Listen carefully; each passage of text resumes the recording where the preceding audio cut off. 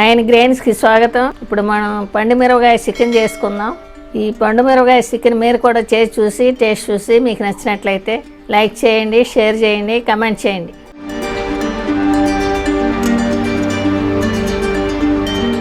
Stove ముట్టించి బాండి పెట్టుకున్నానండి. 5 టేబుల్ స్పూన్ల ఆయిల్ వేసుకున్నాను. 2 తేజ్పత్తా వేసుకుందామండి. 3 పచ్చిమిర్చి కట్ చేశాను. 4 కరివేపాకు రెబ్బలు, 2 మీడియం సైజు ఉల్లిపాయలు సన్నగా కట్ చేసుకున్నానండి. ఈ ఉల్లిపాయ బ్రౌన్ కలర్ వచ్చే వరకు వేయించుకుందాం. 1 టీ స్పూన్ పసుపు వేసుకుందామండి.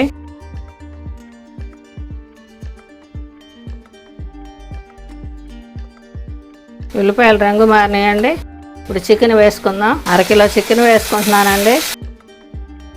ఇది కాసేపు వేయించుకుందాం. చికెన్లో నీరు ఉంటుందండి.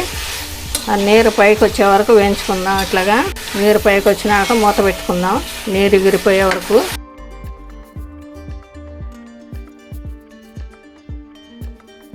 అదిగోండి, చికెన్లో వాటర్ బయటకు వచ్చింది.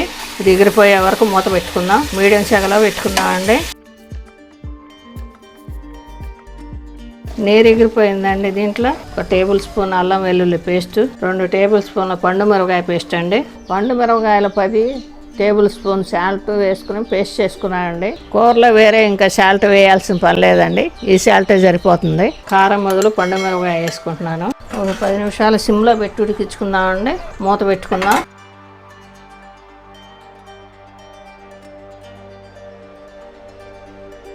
ఉడికిపోయిందండి. ఇప్పుడు గరం మసాలా వేసుకుందాం. 1 teaspoon garam masala, 1 tablespoon ధనియాల పొడి. ఇది కలుపుకుందామండి. 1 నిమిషం కలుపుకుందాం.